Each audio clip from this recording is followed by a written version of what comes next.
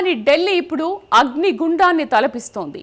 Neat paper leakage మంటలు parliament సమావేశాలను కుదిపేస్తుంటే వీధుల్లో ఆందోళనలు మిన్నంటుతున్నాయి. ఢిల్లీలో ఎక్కడ చూసినా హై టెన్షన్ వాతావరణమే కనిపిస్తోంది.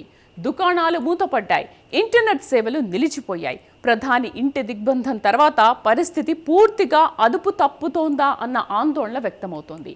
ఒకవైపు సీజేపీ ఆందోళనలు, మరోవైపు ఇండియా కూటమి ఎంపీల వరుస నిరసనలతో కేంద్ర ప్రభుత్వం ఉక్కిరి బిక్కిరి అవుతోంది. ఇండియా కూటమి ఎంపీలకు విద్యార్థులు కూడా తోడవడంతో ఉద్యమం తీవ్ర రూపం దాల్చింది. గాంధీ స్మృతి వనం వరకు ఎంపీలు చేపట్టిన బస్సు ర్యాలీ జాతీయ రాజకీయాల్లో హాట్ టాపిక్గా మారింది.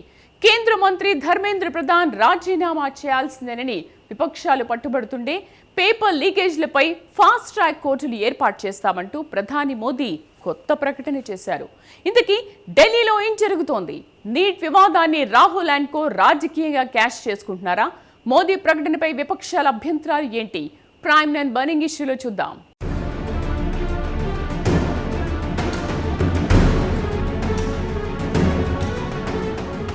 దేశ రాజధాని ఢిల్లీలో ఇప్పుడు అప్రకటిత కర్ఫ్యూ వాతావరణం కనిపిస్తోంది. ఎటు చూసినా పోలీసుల భారీ మోహరింపు, బారికేడ్లు, పారామిలిటరీ బలగాల పహారాతో నగరమంతా హైటెన్షన్ నెలకొంది. కీలక ప్రాంతాల్లో దుకాణాలు మూసేయించారు. ఆందోళనకారులు గుమిగూడకుండా, సోషల్ మీడియా ద్వారా సందేశాలు పంపుకోకుండా ఉండేందుకు పలు ప్రాంతాల్లో ఇంటర్నెట్ సేవలను సైతం నిలిపివేశారు. అయితే ఈ పరిస్థితి చూస్తుంటే ఒక అనుమానం కలుగుతోంది. శాంతి భద్రతల పేరుతో ప్రభుత్వమే ఉద్దేశపూర్వకంగా ఓ ఉద్విగ్న వాతావరణాన్ని సృష్టిస్తోందా అన్న ప్రశ్నలు ఉత్పన్నమవుతున్నాయి. ప్రజల్లో భయాందోళనలు రేకెత్తించి ఆందోళనకారులను అణచివేసేందుకు కేంద్ర హోంశాఖ ఈ తరహా కఠిన ఆంక్షలు అమలు చేస్తోందని ప్రతిపక్షాలు తీవ్ర స్థాయిలో మండిపడుతున్నాయి. ఢిల్లీ వీధులిప్పుడు పోలీసుల బూట్ల చప్పుళ్లతో దదరిల్లుతున్నాయి.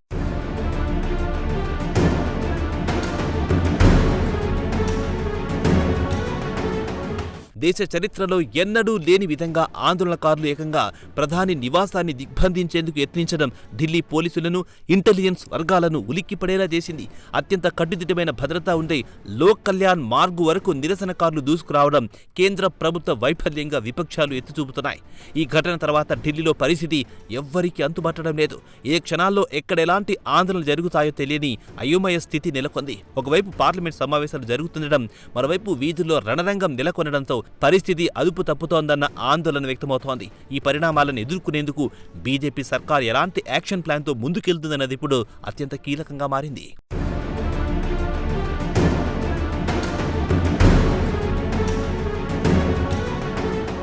నీట్ పేపర్ లీకేజీ వ్యవహారంలో కేంద్ర ప్రభుత్వం ఇప్పుడు డబుల్ అటాక్ను ఎదుర్కొంటోంది. ఒకవైపు కాక్రోచ్ జనతా పార్టీ లాంటి సంస్థలు వీధుల్లోకొచ్చి ప్రత్యక్ష ఆందోళనలు దిగుతుంటే, మరోవైపు ఇండియా కూటమి ఎంపీలు పార్లమెంట్ లోపల బయట ప్రభుత్వానికి ముచ్చెమటలు పట్టిస్తున్నారు. ఈ రెండు వర్గాల ఒత్తిడితో మోదీ సర్కార్ ఉక్కిరిబిక్కిరవుతోంది. అయితే ఇంత జరుగుతున్న కేంద్ర ప్రభుత్వం మాత్రం వెనక్కు తగ్గడం లేదు.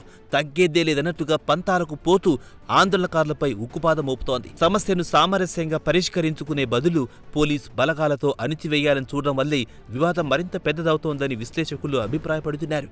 ప్రభుత్వ మొండి వైఖరే ఢిల్లీలో ఈ హైటెన్షన్ కు ప్రధాన కారణమని స్పష్టమవుతోంది.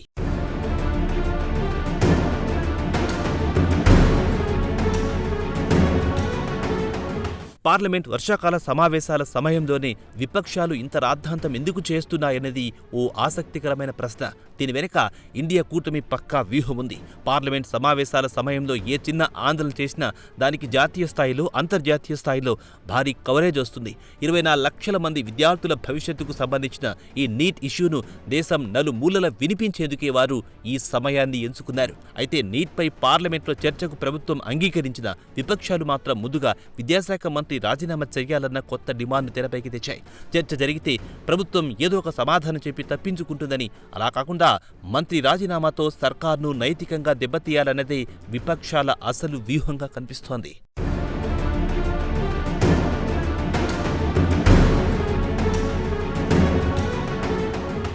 నీటి మంటలను ఇండియా కూటమి తమకు అనుకూలంగా మలుచుకోవడంలో సక్సెస్ అవుతోందా? రాహుల్ గాంధీ నాయకత్వంలో విపక్షాలు వేస్తున్న అడుగులు మోదీ సర్కార్ను డిఫెన్స్లో పడేస్తున్నాయా? ఎంపీల ఆందోళనకు విద్యార్థులు కూడా తోడవడంతో ఈ ఉద్యమం రూపురేఖలు ఎలా మారాయి? అసలు ఈ మొత్తం ఎపిసోడ్ను రాహుల్ అండ్ కో రాజకీయంగా ఎలా క్యాష్ చేసుకుంటున్నారు? Let's watch.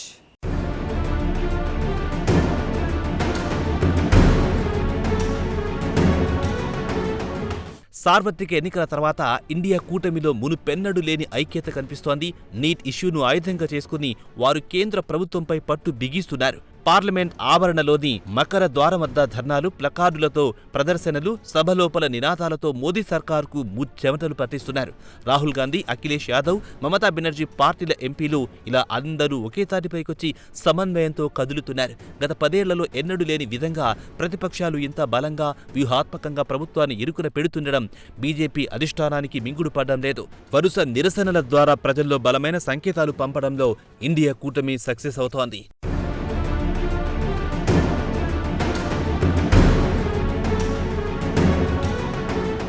ఇండియా కూటమి చేస్తున్న పోరాటానికి ఇప్పుడు దేశవ్యాప్తంగా ఉన్న విద్యార్థి లోకం తోడయ్యింది.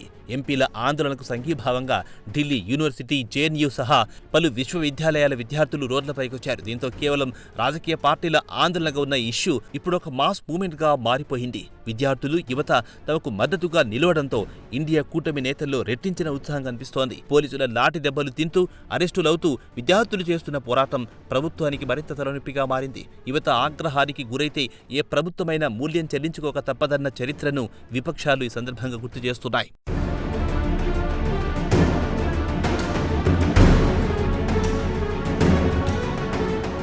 నీట్ వివాదం వెనక విద్యార్థుల ఆవేదన ఎంత ఉందో రాజకీయ పార్టీల స్వార్థం కూడా అంతే ఉందన్న విమర్శలు లేకపోలేదు. రాహుల్ గాంధీ అనుకో ఈ నీట్ మంటలను రాజకీయంగా పూర్తిగా క్యాష్ చేసుకుంటున్నారన్నది బహిరంగ రహస్యం. మోదీ 3.0 ప్రభుత్వం ఏర్పడిన వెంటనే వచ్చిన ఈ అతిపెద్ద కుంభకోణాన్ని వాడుకుని ఎన్డీఏ సర్కార్ ఇమేజ్ను డ్యామేజ్ చేయాలన్నది వారి ప్రధాన లక్ష్యం.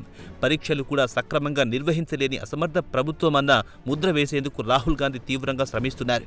విద్యార్థుల పక్షాన నిలబడుతున్నామన్న ముసుగులో దేశవ్యాప్తంగా ఉన్న యువత ఓటు బ్యాంకును తమ వైపు తిప్పుకునేందుకు ఇండియా కూటమి ఈ ఇష్యూను ఓ అద్భుతమైన పొలిటికల్ టూల్గా వాడుకుంటోంది.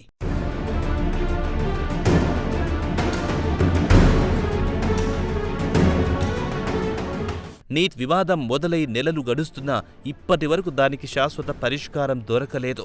సుప్రీంకోర్టు విచారణలు, సీబీఐ దర్యాప్తులు జరుగుతున్నా భవిష్యత్తులో లక్షల మంది విద్యార్థుల భవిష్యత్తు మాత్రం భరోసా దొరకడం లేదన్నది నిర్వివాదాంశం.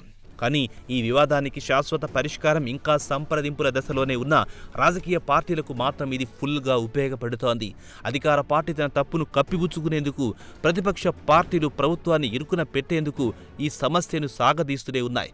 విద్యార్థుల కన్నీళ్ల మీద రాజకీయ నాయకులు తమ ఓటు బ్యాంక్ పునాదులు నిర్మించుకుంటున్నారన్న చేదు నిజం ఈ ఎపిసోడ్తో మరోసారి రుజువయ్యింది.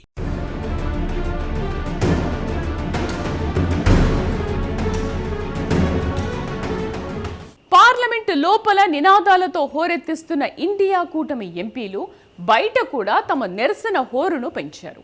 ఇందులో భాగంగానే పార్లమెంటు నుంచి గాంధీ స్మృతి వనం వరకు ఎంపీలంతా కలిసి బస్సు ర్యాలీ చేపట్టడం దేశ రాజకీయాల్లో హాట్ టాపిక్ గా మారింది. అసలు ఈ బస్సు ర్యాలీ వెనుక ఉన్న వ్యూహం ఏంటి?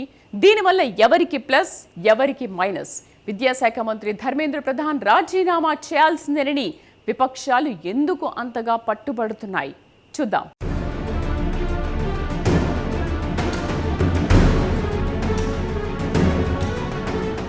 ఇండియా కూటమి ఎంపీలు పార్లమెంట్ నుంచి గాంధీ స్మృతివనం వరకు చేపట్టిన బస్సు ర్యాలీ ఓ వ్యూహాత్మక అడుగు.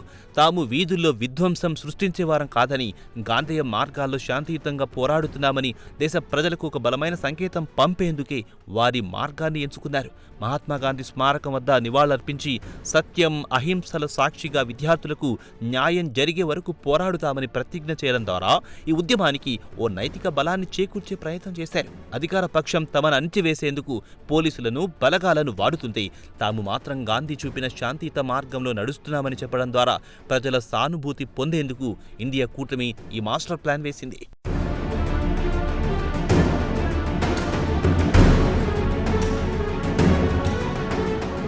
రాజకీయ చదరంగంలో ప్రతి అడుగులకు ఓ లెక్కుంటుంది. ఈ బస్ ర్యాలీ వల్ల స్పష్టంగా ఇండియా కూటమికి భారీ ప్లస్ పాయింట్ దక్కింది. ప్రతిపక్షాలన్నీ ఒకే బస్సులో ప్రయాణించడం ద్వారా వారి మధ్య ఉన్న ఐక్యతను దేశానికి చాటి చెప్పారు. విద్యార్థుల కోసం ఎంపీలంతా రోడ్డెక్కారన్న పాజిటివ్ ఇమేజ్ను సొంతం చేసుకున్నారు. మరోవైపు ఈ పరిణామాలతో అధికార బీజేపీకి స్పష్టమైన మైనస్ కనిపిస్తోంది. విద్యార్థుల భవిష్యత్తు గాలిలో దీపంగా మారినా ప్రభుత్వం మొండిగా వ్యవహరిస్తోందన్న నెగిటివ్ మెసేజ్ ప్రజల్లోకి వెళ్ళింది. ఆందోళనను అణచివేసేందుకు ఢిల్లీలో ఇంటర్నెట్ బంద్ చేయడం, దుకాణాలు మూసివేయించడం లాంటి చర్యలు ప్రభుత్వ ఇమేజ్ను మరింత డ్యామేజ్ చేశాయి. మొత్తంగా చూస్తే ఈ ఎపిసోడ్లో విపక్షాలదే పైచేయి కనిపిస్తోంది.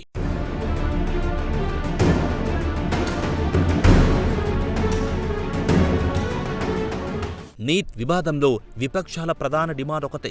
కేంద్ర విద్యాశాఖ మంత్రి ధర్మేంద్ర ప్రధాన్ తక్షణమే రాజీనామా చేయాలి. దేశంలోని అత్యంత ప్రతిష్టాత్మకమైన వైద్య విద్య ప్రవేశ పరీక్షను సక్రమంగా నిర్వహించలేకపోయినందుకు నైతిక బాధ్యత వహిస్తూ ఆయన పదవి నుంచి తప్పుకోవాలని వారు డిమాండ్ చేస్తున్నారు. మంత్రి రాజీనామా చేస్తే అది మోదీ సర్కార్ వైఫల్యాన్ని అధికారికంగా అంగీకరించినట్లే అవుతుందనేది విపక్షాల వ్యూహం. అయితే ప్రధాని మోదీ మాత్రం ఎందుకు ససేమిరా అంటున్నారు. మంత్రిని బలి పశువును చేసి ప్రతిపక్షాలకు విజయాన్ని కట్టబెట్టేందుకు ఆయన సిద్ధంగా లేరు. రాజీనామాలు పరిష్కారం కాదని, వ్యవస్థను ప్రక్షాళన చేయడమే ముఖ్యమని బీజేపీ వాదిస్తోంది. దీంతో ఈ రాజీనామా డిమాండ్ పార్లమెంట్ను స్తంభింపజేస్తోంది.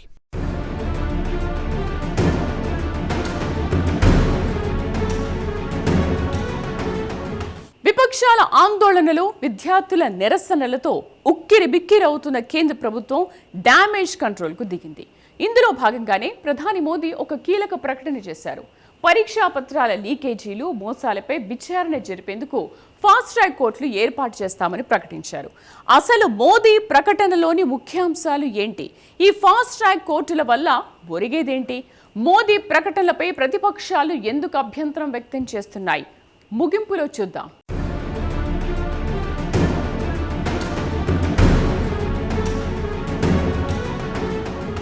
నీట్ మంటలను చల్లార్చేందుకు, విద్యార్థుల్లో నెలకొన్న ఆందోళన దూరం చేసేందుకు ప్రధాని నరేంద్ర మోదీ రంగంలోకి దిగారు. పరీక్షా పత్రాల లీకేజీలు, విద్యా వ్యవస్థలో జరుగుతున్న మోసాలపై ఉక్కుపాదం మోపేందుకు ఫాస్ట్ ట్రాక్ కోర్టులు ఏర్పాటు చేస్తామని ఆయన సంచలన ప్రకటన చేశారు. ఈ ప్రకటన ద్వారా కేంద్ర ప్రభుత్వం ఈ సమస్యను ఎంత సీరియస్గా తీసుకుందో చెప్పకనే చెప్పారు. పేపర్ లీకేజీల వెనుక ఎంతటి పెద్ద మాఫియా ఉన్నా వదిలిపెట్టేదే లేదని, వారి ఆటలు ఇక సాగవని మోదీ గట్టి వార్నింగ్ ఇచ్చారు.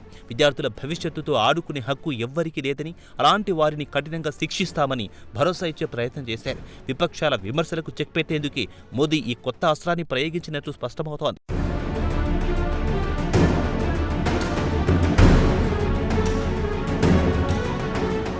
ప్రధాని మోదీ చేసిన ఫాస్ట్ ట్రాక్ కోర్టుల ప్రకటనలో పలు కీలక అంశాలున్నాయి. సాధారణ కోర్టులో విచారణలు ఏళ్ల తరబడి సాగుతాయని, అలా కాకుండా ఫాస్ట్ ట్రాక్ కోర్టుల ద్వారా నిందితులకు త్వరితగిన శిక్షలు పడేలా చూస్తామని కేంద్రం స్పష్టం చేసింది. పేపర్ లీకేజీలకు పాల్పడే ముఠాల ఆస్తులను జప్తు చేయడం, భారీ జరిమానాలు విధించడం లాంటి కఠిన చట్టాలను అమలు చేయబోతున్నట్లు సంకేతాలిచ్చింది. నేషనల్ టెస్టింగ్ ఏజెన్సీ ప్రక్షాళనతో పాటు భవిష్యత్తులో జరిగే అన్ని జాతీయ స్థాయి పరీక్షలను అత్యంత పారదర్శకంగా, టెక్నాలజీ సాయంతో లోపరహితంగా నిర్వహిస్తామని మోదీ హామీ ఇచ్చారు. వ్యవస్థలో ఉన్న లొసుగులను సరిదిద్దేందుకు తమ ప్రభుత్వం పూర్తి చిత్తశుద్ధితో ఉందని ఈ ప్రకటన ద్వారా దేశ ప్రజలకు తెలియజేశారు.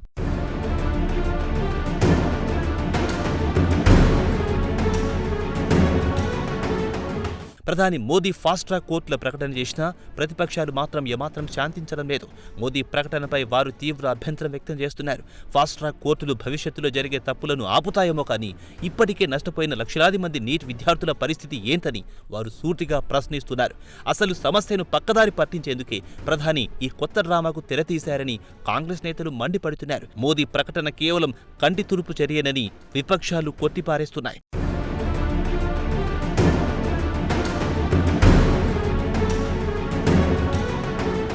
ఢిల్లీ వీధుల్లో, పార్లమెంట్లో జరుగుతున్న ఈ హైడ్రామా చూస్తుంటే రాజకీయ చదరంగంలో విద్యార్థులు కేవలం పావులుగా మారిపోయారన్నది చేదు నిజం అర్థమవుతోంది. ఒకవైపు ప్రతిపక్షాలు ఈ ఇష్యూను వాడుకొని రాజకీయ లబ్ధి పొందాలని చూస్తుంది, మరోవైపు అధికార పక్షం తమ పరువును కాపాడుకునేందుకు పంతాలకు పోతోంది. ఇరు వర్గాలు తగ్గేదేలే అంటుండటంతో మధ్యలో అమాయక విద్యార్థులు నలిగిపోతున్నారు. తమ భవిష్యత్ ఏమవుతుందో తెలియక తీవ్ర మానసిక క్షోభకు గురవుతున్నారు. రాజకీయ నాయకుల మాటల యుద్ధాల వల్ల వీరికి ఒరిగేదేమీ లేదని తేలిపోయింది. ఇప్పుడు దేశవ్యాప్తంగా ఉన్న విద్యార్థులు, తల్లిదండ్రుల ఆశలన్నీ కేవలం సుప్రీంకోర్టుపైనే ఉన్నాయి. అత్యున్నత న్యాయస్థానం ఇచ్చే తీర్పుతోనే ఈ నీట్ వివాదానికి శాశ్వత పరిష్కారం దొరుకుతుందని అంతా భావిస్తున్నారు.